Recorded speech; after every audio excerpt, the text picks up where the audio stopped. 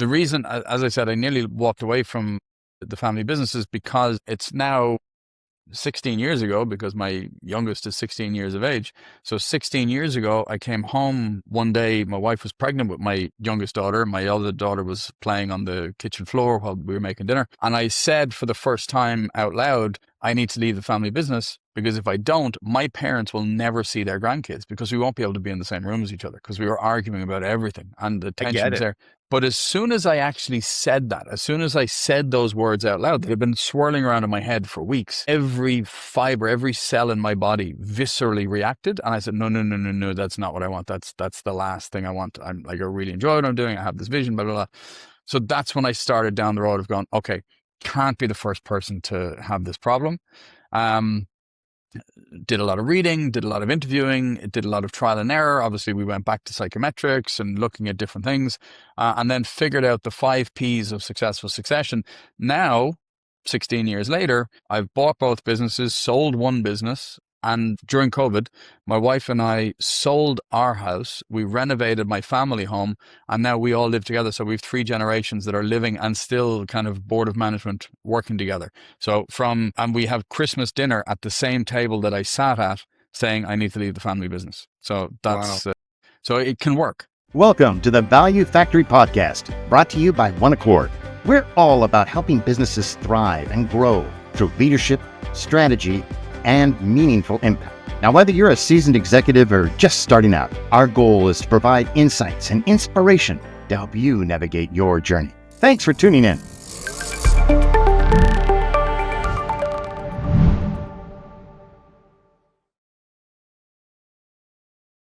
Welcome, everybody, and thank you for joining the Value Factory presented by One Accord. I am your host, Andrew Ballard, and we've got a great program lined up and a super guest.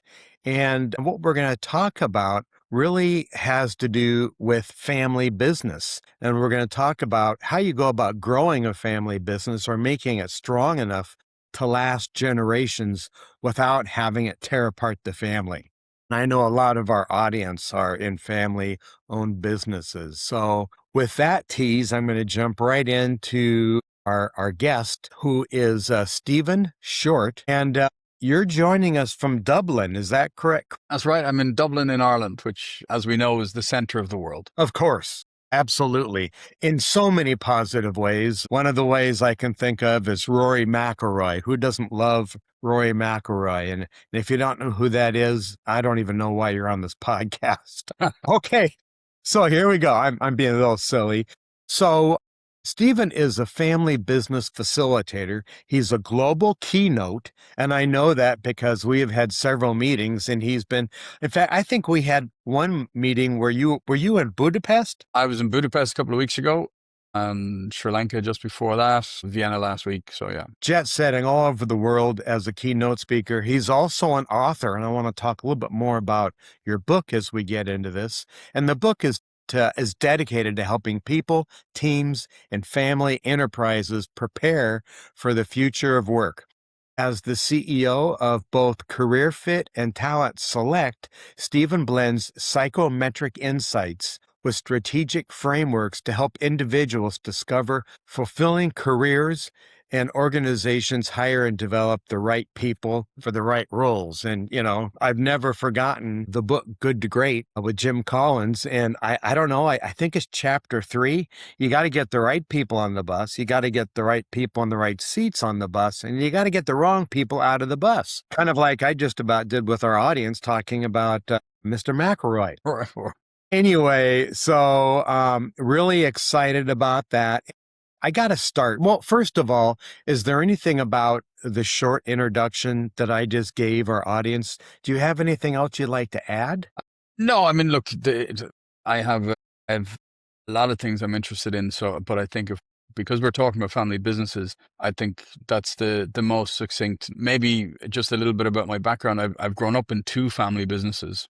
I bought both of them and sold one of them. So the reason that this is so important to me is having grown up in family businesses and nearly walking away from them all and nearly walking away from everything. And that's when I really started to figure out, okay, I can't be the only person that has this issue. So that's when I went about fixing it. Right. Well, it's a huge issue. And One Accord's entire value proposition is about helping enterprises increase their value and prep for transition. That could be a generational transfer. And we'll talk a little bit more about that. But I just got to ask the first question, talk a little bit about psychometrics and how you use them. Yeah, so psychometrics are really any study around things to do with personality or abilities. Anything that is used to measure anything mental really is a psychometric. So Got it. the ones that I use the most would be personality profiles. I mean, we use a lot of aptitudes like verbal, numerical, abstract reasoning. When we're selecting people for roles, we look at personality and we look at aptitudes, but personality is where I really dig into. It's where I'm really most comfortable and most interested in. So when we're using psychometrics, like in a family business context, we'd look at psychometrics of the current generation and the next generation to see where there's alignment or where there is maybe those marks of tension to have, because our personality is where we get our unconscious biases from. So when we are looking at the world, we have to believe, our brain has to believe that the way that we're looking at the world and the way that we behave is the right way to behave. And when other people behave in a different way, which is the right way for them to behave, our subconscious brain looks at that as going, well, I'm right, so they're doing it differently, so they're wrong. So that's where we get an awful lot of tension between current generation and next generation business owners and leaders, is because they have a very different history, even though it's shared for an awful lot of it, but they've come at it from a different point of view. Current generation might have built it up and have been much more risk averse, have much more skin in the game in terms of the blood, sweat, tears that they've got to put it in the first place. The next generation might not have seen that to the same extent, so they have a slightly different view of what the business is and how it can be. So sometimes having that disconnect is the real stress within any kind of a current generation, next generation conversation. And then what we want to do is use those psychometrics and use other tools to help the generations have what we call golden conversations instead of conflict. Got it. Well, I remember way back from college and taking my behavioral psychology courses. I think it was Freud that said people do not respond to reality, they respond to their perception of reality. And as you're talking about everybody's different points of view, they can be different and they can cause conflict. I always joke with our clients that dysfunctional family is actually redundant. You don't need both words, right? We're all But actually, dysfunctional. funnily enough, the concept of a family business is actually quite recent. It's probably only in the last 30, maybe 40 years. Before that, pretty much all business was family business.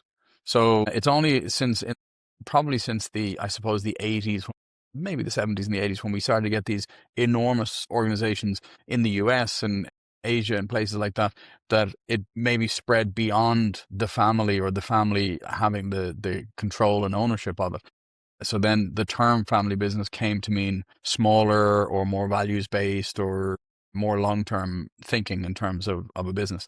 I came across a fabulous definition of a family business mentality, which is when a family business thinks in quarters, they're talking about 25 years. That's funny. That's great. You immediately think about, the 90-day business cycles, but they're talking an entire generation. And that makes sense, from what you're doing in your work. So, Stephen, why do so many successful family businesses fail by the third generation?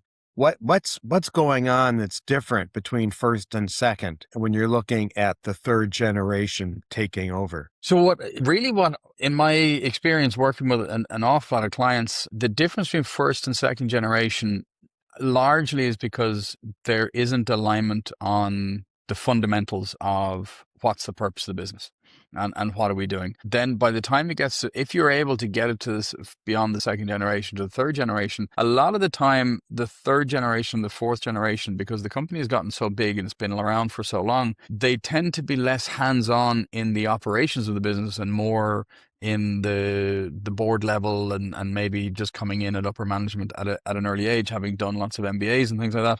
And for some businesses, that's an absolutely perfect mix. But for others, there are people who are coming into the business that don't really understand the nuances of the nuts and bolts of the business. So it's Right. having that disconnect. For me, so are you familiar with the concept of the hero's journey? I have heard of it, but I'm not So recalling the So the actual hero's journey is map. basically every modern story and almost every story going back to the ancient Greeks. It's basically when you're telling a story, we have the hero of the story, the person we're interested in is in the normal world. Then they have a call to adventure. Then they go on that adventure. They have their trials and tribulations, and then they return to the real world again, a changed, better person. It's every story. You can map that against almost any story that Hollywood has put out in the last 40, 50, 60 years. And that is the story of it. For me, entrepreneurship is that special world. So when we have people who are, let's say, current generations, they're in the special world and they're having their trials, tribulations, and hopefully they're having their riches and all the rest of it. But one of the things that's really important in a hero's journey is just before the hero goes on that journey, just before they enter that special world, they meet a guide or a mentor, or they find MacGuffin that helps them in that special world. I mean, if we think of, we've got Harry Potter meets Dumbledore, you've got Luke Skywalker meets Yoda, Neo meets Morpheus. So first of all, that tells you how much of a dork I am, because all of those examples are sci-fi. But I get the reference, though. Before a hero embarks on the journey, they meet the mentor. So what I try to get current generation entrepreneurs to think about is they're currently in the special world as enjoying the world of entrepreneurship. What I want them to do, though, is to come back to the real world and then become the mentor for the next generation's hero's journey. That makes sense. Where I see an awful lot of current generation business leaders really struggle is with this sense of identity. And we go back to Freud and Psychometrics, the you that you know is hardly worth knowing, our identity versus our reputation. When we have our identity completely wrapped up in, I am the CEO, I am the owner of XY family business. If I'm not that anymore, what am I? It's like dealing with a death. So understanding what's the next phase for the current generation to be able to still bring value to the world, be able to actually have a contribution to the world at large, and be the mentor of the next generation's hero's journey. That to me is the foundation for successful succession. That makes really good sense. And I'm thinking of my own family. We don't have a family business, but I'm thinking how much closer I Not am. yet. Not yet. That's true. Actually, yeah. I have been there, done that. But the point I was going to make is that I look at my relationship with our two kids, and then I look at our relationship with our grandkids. And that's that third generation you're talking about. And the chasm between us and our grandkids is far wider than it is between us and our children, the second generation. So as I'm hearing you talk about that, it makes perfect sense. Hey, everybody. Nick Anderson here, CEO of One Accord. Thank you for tuning in to the Value Factory. I hope you're getting value from this episode. Listen, one of the ways that we partner with CEOs is using our system called Oasis, the One Accord system, our proprietary business operating system that is designed to shift your leadership team from reactive firefighting to focused execution. We provide the framework to align your vision with your strategy, ensuring sustainable growth and clarity at every level of your organization. To learn how One Accord can support your company today, click the link in the show notes or the bio to get connected with one of our senior leaders. So what destroys more family business? Bad strategy or bad relationships? Now, I've got an idea in my head, but doesn't mean I'm right. So what can destroy the family business is bad strategy and bad relationships. But what can destroy the family is bad relationships, which is when you've got bad strategy based on bad relationships. I mean, there's almost no turning back. The world is littered with stories of families that have ended up in court suing each other for eventually what becomes not worth anything. The only people making money are the lawyers on both sides who are arguing until the money runs out. It's like a divorce. It is like a divorce. I mean, I've seen some that are even more vicious than divorces and breakdowns in family. There are some really well-known cases. You're familiar with Adidas and Puma? the two sneaker companies. Puma, yes, Yeah, absolutely. Puma and Adidas, they're brothers. They're the Dassler brothers from Germany, and they grew up and they have their main headquarters and factories in the same city on either side of the river. And to this day, there's a rivalry between the two of them. So it can really cause major rifts in families and family businesses. I've heard of stories like that before, but I mean that's really puts a fine point on it.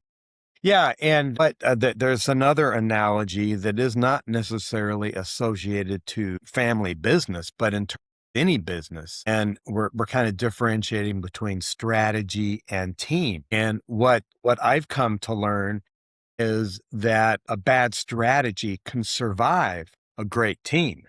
But a poor team isn't going to survive a great strategy. And so I really get what you're talking about there. So staying on this generational, should children earn their place in the family business, or do you see them inheriting it more frequently? And what are the pros and cons to each? So I would always advise not just handing it over. There has to be some skin in the game. There has to be something in it. Now, I mean, I bought both family businesses. Now, I probably didn't pay even close to what market share could have been had we gone out to some kind of venture capital or something like that.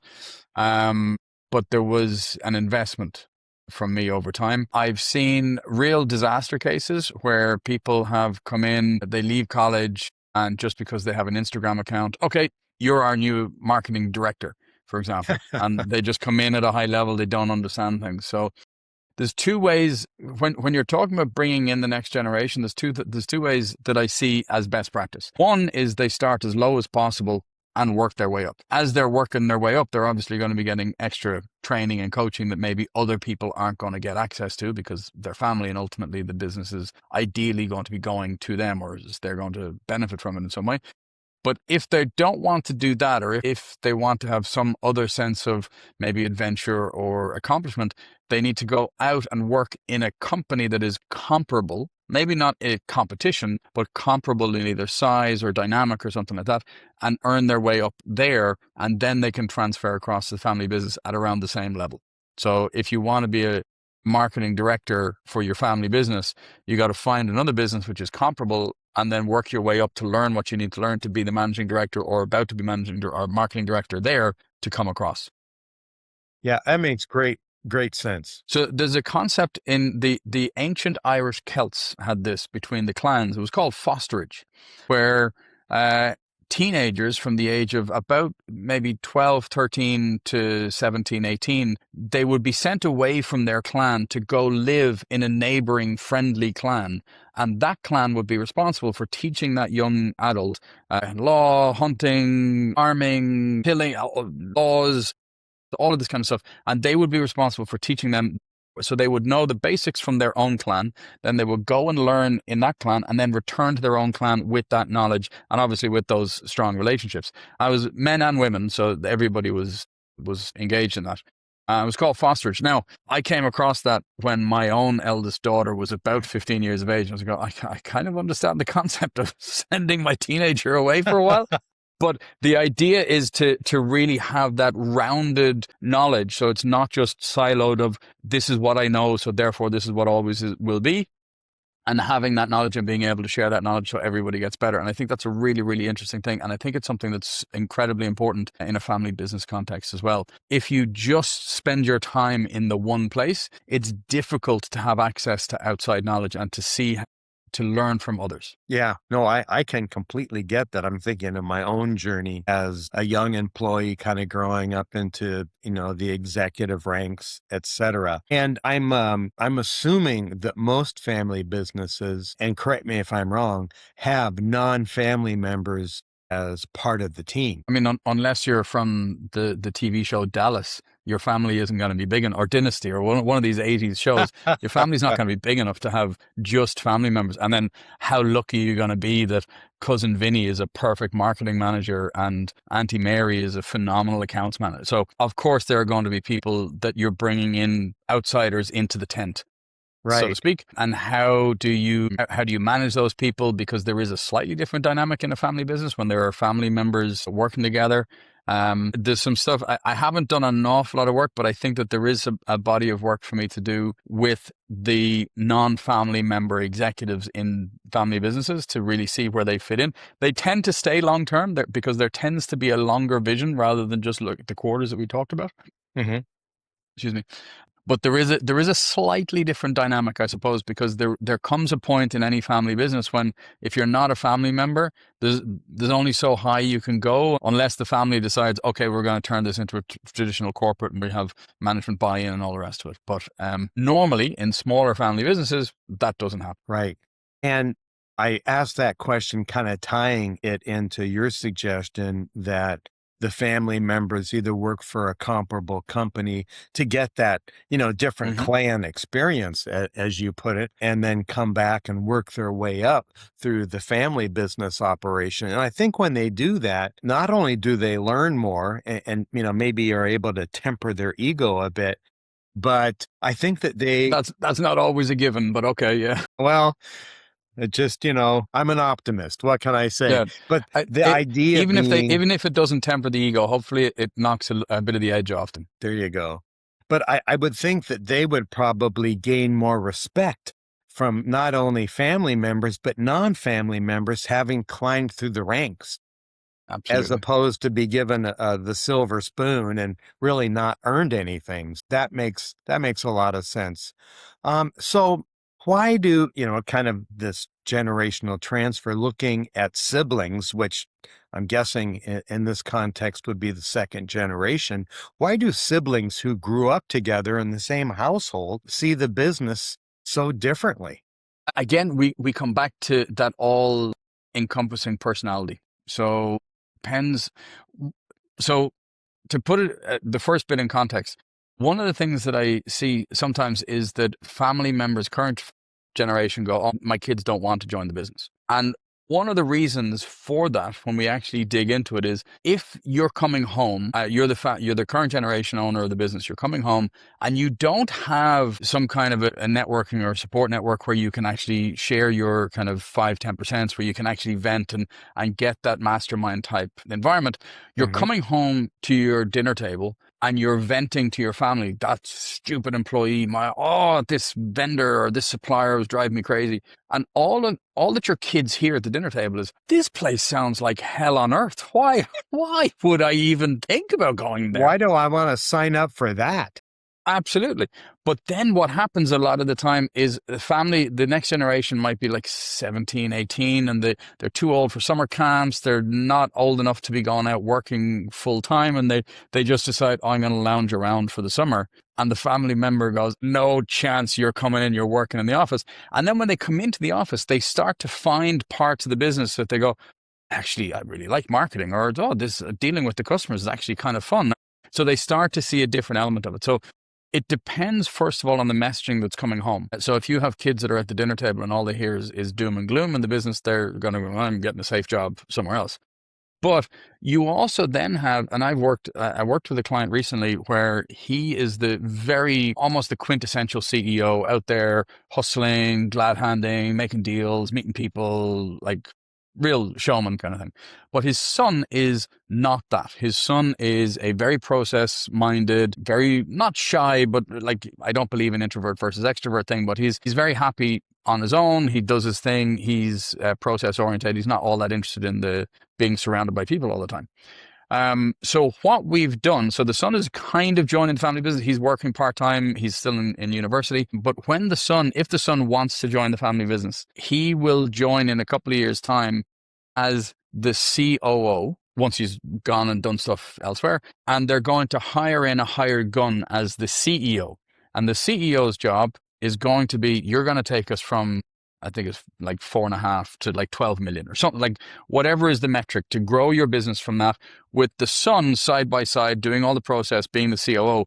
And then once they get to an agreed benchmark stage, 10, 12, whatever it is, The CEO is going to go, thank you very much. Here's your golden parachute. Off you go. You have a great thing to put in your CV to go be a hired hand for a bigger organization. And the son will step in as the CEO because then it'll be managing it as opposed to growing it. So his personality and his strengths will then come to the fore. The thinking being like Apple has never been so financially successful since Steve died because Tim Cook has taken over and he's just making everything run once they got to a certain point. They don't need to innovate as much anymore. So it's that kind of thinking. So you might have two kids who are, one is real resource or results orientated and the other is maybe more data driven. And that's when you have what I call the sibling showdown, where you have, okay, well, if the two of them want the top job, then we go back to the first stage of our process, which is purpose. What's the purpose of the business? What's the 5-year, 10-year, 30-year, whatever program? Because we might have a CEO, like Sean might be the best CEO in 10 years' time once Mary gets the business up to a certain level and she's pushing it forward and then he's the operator. Maybe that's the way to go, but understanding the strengths of everybody and then where they are going to play their best, that's the most important part of that process. And I know from my experience as being a CEO, how important peer groups are, kind of to vent in a safe, confidential environment, and also how important mentors are. And one of the things I was thinking about, I've been the CEO of 3 companies, 2 of them, traditional, private, nothing family oriented. And then the last one, absolutely, it was a family founded and operated business. But as I'm working with non-family businesses in leadership capacities, I was actually looking for people that had very different personality communication styles, but even more importantly, different skill sets. You've got the data and the analytical person, or you have the driver who's out there, like you say, making deals, shaking hands, that kind of a thing. And I think that you need both and more. So I can see how that would be a benefit in a traditional business, but how it could wear relationships a little thin when it's siblings. So that makes sense. Hello again, it's Nick Anderson. Thank you for tuning in to The Value Factory. I hope that you're getting value from this episode. Now listen, if your organization is facing a leadership gap, One Accord provides fractional and interim C-Suite executives. Now these are men and women who deliver immediate clarity and measurable results. Our seasoned leaders integrate quickly into your team to drive strategic initiatives and maintain momentum without the long-term overhead of a full-time hire. To learn how One Accord can support your company today, click the link in the show notes or the bio to get connected with one of our senior leaders. Now back to the Value Factory. So with the Psychometrics, we've actually created we developed an assessment based on the occupational personality inventory, which is based on the 5-factor model, called leadershipprofile.com, where you can do an assessment because we've identified the 8 different leadership styles that are prevalent in the future of work, and then which are your dominant styles to be able to see where you're going to play best at. Mm-hmm. Well, that's great. Well, that's fascinating, Stephen. And I completely get where you're going, what you're saying. So what happens when the next generation doesn't actually want the business? I think that's, our last discussion is a good segue. Like you were saying, one of the first generation founders comes in and at the dinner table just vents and kind of, there's really no interest from the second generation for taking over. So there's a couple of things so that's what I call a black sheep breakout. So how does the black sheep of the family doesn't want to get involved in the business? Okay, there's other things we can do to help make sure that they're set up for success anyway. But in this day and age, actually, family can mean all kinds of things. So I've worked with companies here in Ireland where the company is currently being run by the 2 nephews of the founder. I've seen others where a very, very good friend of mine who I worked with, he bought his parents-in-law's business. So there are routes to get into different ways of, if you really want to maintain it in the family, it might not be your kids because they just might not be interested, and they might be interested in pursuing their own path. But there could be other people within your sphere who can be, if not immediately the next generation, as in your next of kin, they can be the next generation of your business. I mean, you could go to the extreme of the Japanese. So in Japan, 90 to 93%, I think, of all adoptions are of people over the age of 30 in Japan.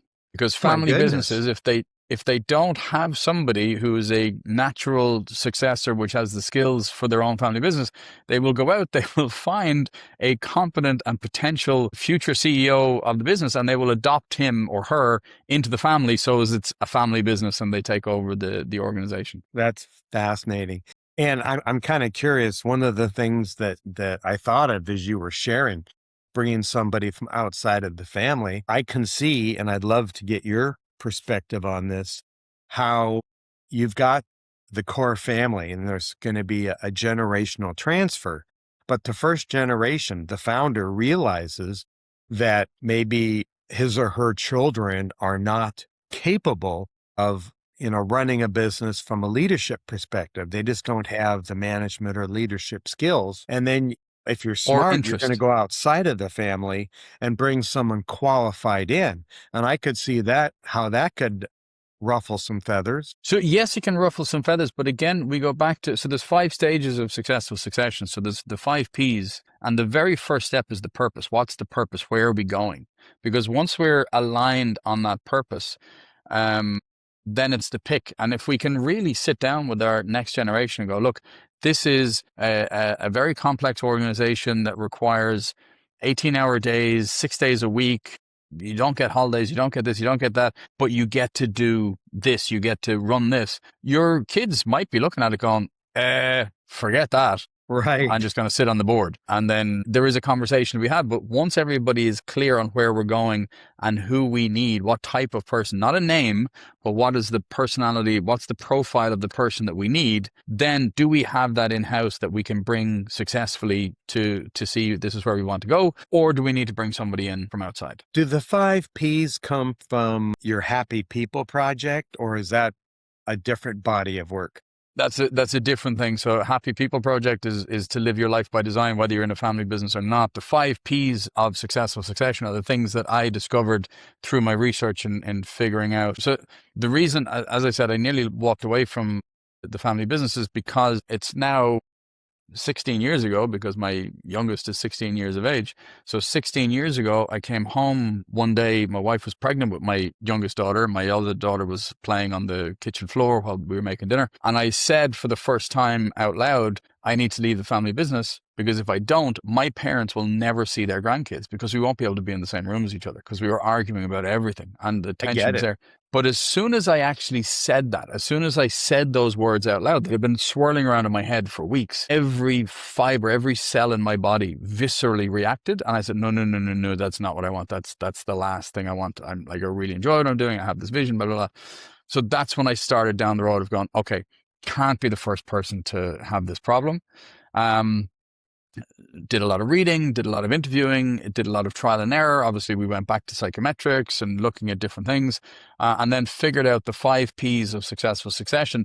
Now, 16 years later, I've bought both businesses, sold one business. And during COVID, my wife and I sold our house. We renovated my family home, and now we all live together. So we have 3 generations that are living and still kind of board of management working together. So and we have Christmas dinner at the same table that I sat at, saying I need to leave the family business. So that's, wow. So it can work. Hey, everybody, Nick Anderson again. I hope that you are getting value from this episode of The Value Factory. Thanks for listening in. Now listen, to build a high-performing organization, you must have a talent strategy, a strategy that attracts and retains the right leaders for your culture.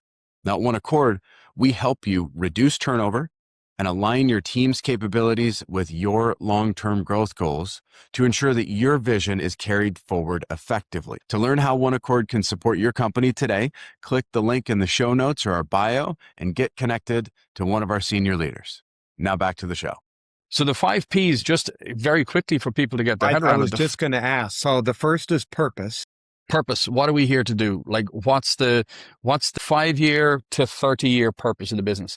The current generation might have a 5-year vision.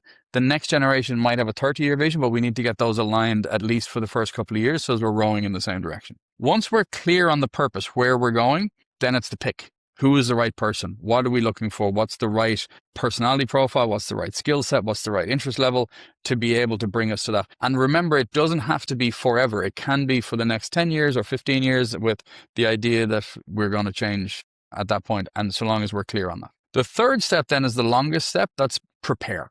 Prepare can be coming in as low as possible and moving their way up. Prepare can be going out and working elsewhere for a while to come back. Prepare can be getting formal education in different places to make sure that the next generation is ready to take over. And during that time, the current generation and the next generation should be having as much mentoring as possible to have the history and the knowledge of the business given to the next generation, but not beholden to that history and knowledge. Like, they might need to change and adapt. Then I would argue the second, if not the most important stage is the next stage, which is to actually pass the baton. That's the promote. So you're giving the person, the fourth P is promote, which is passing the baton, giving them the reins, giving them the job. But promote actually has two meanings. So the second meaning of promote, you need to be the next generation's biggest cheerleader. You need to be absolutely publicly supporting every single thing that they're doing, because it can be so easy for long-term employees when the next generation might be trying to shift something, maybe a bit more digital or a little bit more this or a little bit more that, to adapt to the nature of things. Because a really important mantra for this is, what got you here is not going to get them there. So there needs to be changes. But while those changes are happening, it's so easy for current employees to, let's say, consult with the current generation and go, oh, I'm not so sure I agree with what Paul is doing. Quickly, the current generation has to be 100% behind the next generation and promoting them and saying, no, I believe it. You might disagree with it, but those conversations have to be had behind closed doors as part of the mentoring, as part of the prepare. And then the fifth P is patience, because we're humans. The proverbial is going to hit the fan at some point, so we need to be able to figure that out. And then that becomes a cycle. Prepare, pick, promote. Purpose, pick, prepare, promote. Patience, cycle around and around from generation to generation. Because you mentioned it there a minute ago, when the next generation doesn't want to do anything. There's 4 things that can happen with a family business when it comes to the end of the current generation's career, whether that's health, death, whatever. The business can simply stop. Just boom, stop. Close doors, shutters down, stop. That is my third least favorite. My second favorite is sell. Nobody's interested in taking over. Plenty of professional services who can maximize, get the best deal, maximize your tax, your wealth, and everything else. Fantastic. And you can do what you want with that money for the next generation. My least favorite is survive. That's generally when you put in somebody from the family business, somebody in the family business who really doesn't have what it takes to run it or doesn't have the interest in it. And they're just there not to rock the boat, to just keep things plodding along. And invariably the market catches up and eats you. So you start to have this steady decline, and that's just a slow, painful, prolonged stop. Right. My favorite one is scale. Put the right people in the right place and scale through the generations. Excellent. Excellent. And I can see how important understanding which path you want to go. Of course, you don't want to go the survive. I mean, it just, the nature of status quo, just going along like you always have, you're actually slipping backwards because everything else is moving forward. And so not doing anything can be very dangerous. Well, one more question, then I want to talk a little bit about your book and how people can reach out to you, Stephen. How should family businesses think different about leadership, especially in our current environment? I've done quite a bit of stuff on leadership. So we have the leadership profile. We do a lot of it with psychometrics and training. To me, there is no one ideal leadership style. There's no one that's what a leader is, because it depends so much on the culture of the organization, depends on what you're trying to accomplish, depends on what you want to do. It's so personal and so individual. There's no such thing as a bad personality. There's simply a bad fit. So understanding the leadership is, in order to be a leader, you've got to have followers. In order to have followers, they've got to believe in what you're doing. So you have to be able to communicate. You have to be able to articulate what it is that you want to accomplish and where you want to go with people. And then people get to choose whether they want to go with you or not. Mm-hmm. There's all kinds of, you see these memes online of the difference between a manager and a leader. It's not as cut and dry as that. There's some situations where a leader has to manage, and there's some situations when really critically, a leader has to be a follower and let other people do stuff. It's a very nuanced thing. Really, it's, are you growing, and are you growing with the best intentions of the people who are in your charge? One thing, which is a phrase which I was taught by a mentor many, many years ago, which has always struck me and always stuck with me, is lift where you stand. So don't wait until you get up the mountain to be able to turn around and help people. Wherever you are right now as a leader, who can you help? Who can you help to elevate, and then move on? And I think that's a really important thing in a family business. Who can you help? How can you help where you are right now, and then move on with the business to get where you want to go? I just absolutely love that quote. It's really about having a servant's heart, no matter where you are in the pecking order of the organization. So let's talk a little bit about your most recent book and how people can find that. So the most recent book, I'm presuming, is Build a Killer Family Business Without Killing Your Family. Yeah. It's so recent, it's not quite finished. So the talk is ready. I've given the talk in a few places, and I'm collecting a couple more stories. I have kind of the outline of draft one done, but it is very much the idea of how do you get what I call next entrepreneurs ready, next generation entrepreneurs. Because if the next generation, if your family business has grown to a point that the next generation are joining the board and not actively getting involved, that's fabulous. That's absolutely fantastic. And for the culture of your organization, the size of your organization, fabulous. But that's not really where I'm interested in helping people. That is more about governance and board roles. And there's other people who are much better equipped to be able to help people with the nuance of that. What I'm interested in is helping next entrepreneurs, people who are the next generation of entrepreneurs getting involved in the business, maybe not from the absolute ground up and building it up, like there is a platform for them to come into, but how they can get in, whether that's pivoting the purpose, adjusting things. As I said, what got you here is not going to get them there. So how can they develop the skills and the mindsets and the tools to be able to then, in the future, to become the mentor for the next generation's hero's journey? Outstanding. So our audience, leaders for small and mid-sized businesses, a lot of entrepreneurs. And as you can imagine, a lot of those businesses are family businesses. So, Stephen, if somebody wants to get a hold of you, how can they connect? What's the best way to make contact with you? Easiest way is probably the website, successfulsuccession.com. All of the information is there. My LinkedIn is there, email, all the rest of it. Details of how to stay in touch is all there. Successfulsuccession.com. Pretty simple, pretty straightforward. Well, Stephen, do you have any other final comments before we sign off today? No, I just thought it was like pretty simple and straightforward. In theory, yes, the saying successful succession is simple and straightforward, but the nuance of doing it, it's hard is not the right word, because like nothing that's worth doing is easy, but if you're really interested in generating, in getting the better version of yourself and getting involved in the family business, doing these steps and going through this succession planning process, it's absolutely worth it. Well, love your P's, love the different ways of going through, and let's pick any option other than survive, because that's not going to go well. So, Stephen Shortt, just a delight connecting with you on this episode of the Value Factory podcast, and giving people kind of a framework like your 5 Ps. Let's see if I have any brain cells right now. So that would be purpose. It would be pick. It would be promote, prepare. No, prepare first. Prepare before you first, promote. then promote, and then finally passion. Patience. Yeah. I have a passion about being patient. How's that? There we go. I'm going to back my way into that somehow. Passion is one of these things, and I think it's something which is fundamentally important in entrepreneurs, and people talk about their passion. But actually, the word passion has gotten a little bit misconstrued. Passion means, what are you willing to sacrifice? So to have a passion for something actually means I feel so strongly about it, I'm willing to sacrifice other things in order to attain that or achieve that or develop that.